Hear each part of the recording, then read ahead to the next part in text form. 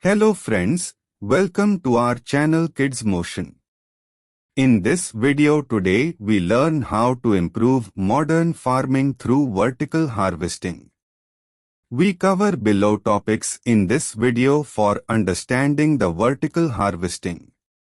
First is understanding vertical harvesting. Second is maximizing limited space. Third is increased yields. Fourth is year-round production.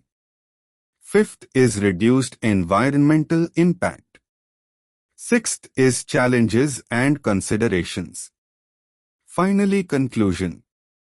We also describe multiple ways to best harvest for vertical harvesting, increasing demand for better yield.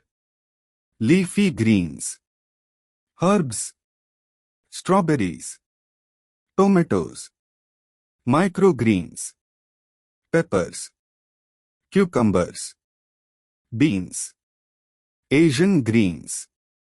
Vertical harvesting is a modern farming technique that's gaining popularity for its ability to maximize space and yield. In a world where the demand for food is increasing due to population growth and changing dietary habits, finding innovative ways to produce more crops efficiently is crucial. Now we start the brief introduction to understand the vertical harvesting. Understanding vertical harvesting. Traditional farming relies on expansive horizontal fields, which limits the amount of crops that can be grown. Vertical harvesting, on the other hand, involves growing plants in vertically stacked layers. This can be done indoors, in greenhouses, or even in specially designed buildings. The idea is to utilize the height of the space, allowing multiple layers of crops to grow one above the other. Maximizing limited space. One of the main advantages of vertical harvesting is its ability to maximize limited space. As urbanization continues to increase and available land for farming decreases, vertical harvesting becomes an attractive option. It allows farming to happen in urban areas, unused warehouse, or even on the walls of buildings. This means that food can be grown closer to where it's needed, reducing transportation costs and environmental impact. Increased yields. Vertical harvesting has the potential to significantly increase crop yields. By stacking plants vertically, farmers can grow more plants in the same amount of space compared to traditional farming methods. This results in higher yields per square foot of land. Additionally, vertical farming environments can be carefully controlled for factors like light, temperature, and humidity, optimizing plant growth conditions and further boosting yields. Year-round production. Another advantage of vertical harvesting is its ability to enable year-round crop production. In traditional farming, crops are often dependent on seasonal changes and weather conditions. Vertical farming, however, creates a controlled environment where factors like temperature and light can be adjusted to mimic different seasons. This means that crops can be grown continuously, regardless of external weather conditions. Reduced environmental impact. Vertical harvesting has the potential to be more environmentally friendly compared to traditional farming. Since it's often done indoors or in controlled environments, there is less need for pesticides and herbicides. Additionally, vertical farming uses less water compared to conventional farming methods.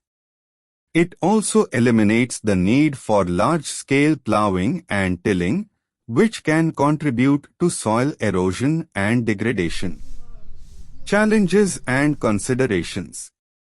While vertical harvesting offers numerous benefits, there are challenges to consider. Initial setup costs for the required technology and infrastructure can be high. The energy required for lighting, heating, and cooling in indoor environments can also increase operational costs. Additionally, choosing the right crops for vertical farming is important. Not all crops are suitable for this method.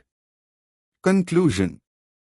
In a world with a growing population and limited arable land, vertical harvesting presents a viable solution to increase food production. By stacking crops in vertical layers, this innovative technique maximizes space, increases yields, and offers the potential for year-round crop production.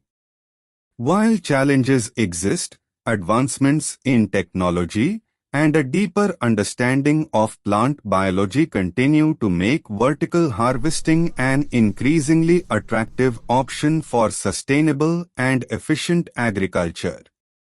As we look to the future, this farming method holds the promise of contributing significantly to meeting the increasing demand for better yields and fresher produce. Now we understand multiple ways to best harvest for vertical harvesting, increasing demand for better yield. When considering crops for vertical harvesting to meet the increasing demand for better yields, certain types of crops are better suited to this method due to their growth habits, size, and adaptability to controlled environments. Here are some examples of crops that tend to work well with vertical harvesting. Leafy greens, crops like lettuce, spinach, kale, and arugula have a relatively short growth cycle and don't require a lot of space. They are well suited for vertical farming systems where they can be stacked in multiple layers. These crops are often popular choices for vertical harvesting due to their high demand, fast growth, and suitability for controlled environments. Herbs like basil, mint, and cilantro are ideal candidates for vertical harvesting. They grow well in small spaces and are frequently used in various culinary dishes. Vertical farming provides a controlled environment for these herbs to flourish and be harvested continuously. Strawberries. Vertical harvesting is often used for strawberries as they can be grown in hanging baskets or stacked towers. This method allows for easy access to the fruit and prevents damage from pests and diseases. Strawberries are also a high-value crop with year-round demand. Tomatoes. Certain types of tomatoes, especially those with a determinate growth habit, bushier, can be grown vertically using techniques like trellising. This optimizes space and allows better airflow, reducing the risk of diseases. Cherry tomatoes are a popular choice for vertical cultivation. Microgreens. Microgreens are young and tender edible plants harvested at an early stage. They are nutrient-rich and have gained popularity as a garnish and health food. Due to their small size, they can be grown vertically in trays, making them well-suited for vertical farming. Peppers. Peppers, like certain varieties of bell peppers or chili peppers, can be grown vertically. These plants generally have a compact growth habit, making them suitable for vertical cultivation methods. Cucumbers. Some types of cucumbers can be trained to grow vertically using trellises or support structures.